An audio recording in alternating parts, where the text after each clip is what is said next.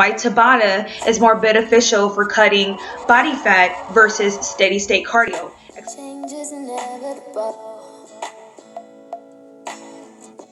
This is second vlog number 2. Last week we talked about why or reasons you should hire a trainer. This week I am touching on a topic that was requested last week, and there were others, so I will get to you. Don't think that I'm ignoring you. But so shout out to Derek for asking this question and wanting me to talk about this topic, and that was to explain why Tabata is more beneficial for cutting body fat versus steady state cardio, especially for those who might be a little bit older and might be more prone to joint issues. So I thought this was an excellent topic. Nice job, Derek. So first of all, you guys are probably wondering, what is Tabata?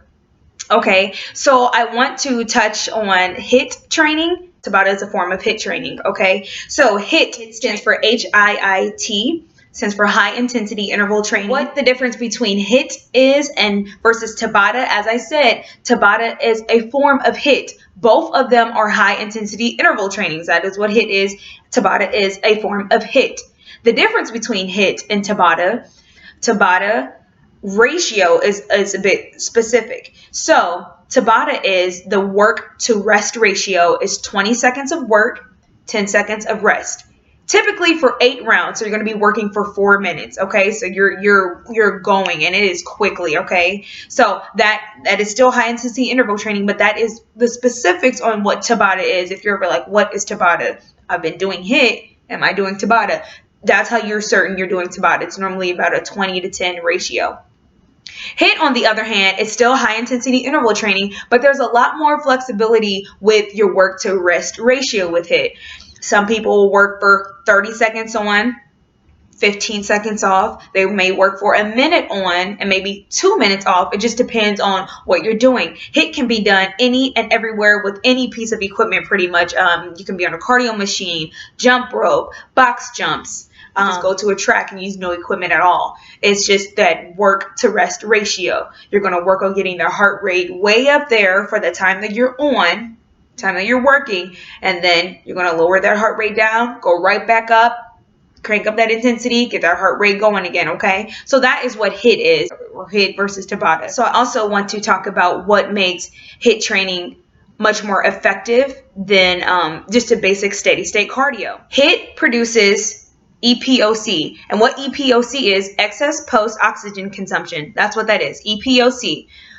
Long story short, what that means is just because your workout is finished does not mean your fat burning is with HIIT or Tabata type training. HIIT training, your EPOC is going to continue post-workout. It is going to keep going and going. That means your metabolism will still be revved up once you step off of that cardio machine or once you're finished with those jump ropes or box jumps.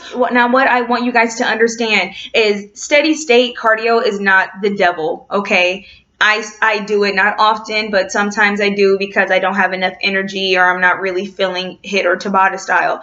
I don't want you guys to think that if you do steady state, you're wasting your time and you're not burning fat. You will still burn fat with steady state cardio. However, with Tabata and HIIT, you are going to burn about twice as much fat in a shorter amount of time, which, speaking of time, that's another pro to Tabata and HIIT work, is you can complete your work in 4 minutes, or HIIT, because there's so many different variations with HIIT, 15 to 30 minutes and you're done. Steady state cardio is very time consuming, but I don't want you guys to think that with steady state cardio that you're wasting your time and I should be doing HIIT. And HIIT is very challenging. Tabata is even more challenging because it's very particular, that work to rest ratio. Steady state, you have a lot more flexibility with that. You're just going steady, okay? So I would recommend for beginners to try steady state. We all have to start somewhere, and as you get stronger and your endurance increases, try HIIT.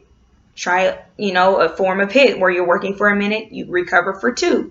Then as you get more advanced, try Tabata. Keeping in mind, HIIT and Tabata is still pretty physically demanding. So if you have joint issues, you want to make sure you're not doing too much, or make sure you're mindful of the exercises that you are doing. Okay? So I never want you guys to listen to my videos and think that, oh, I don't have to do my own research. If you question anything that I'm talking about, please do your own research. Just make sure it's credible and make sure it's timely. Okay, you don't want to be reading articles from 2000 when it's 2016. So make sure you're up to date on your research. Okay. Is there anything else? What do you guys want to talk about next week or the week after that? I'm gonna try to get these out every week. So far, I'm doing pretty good.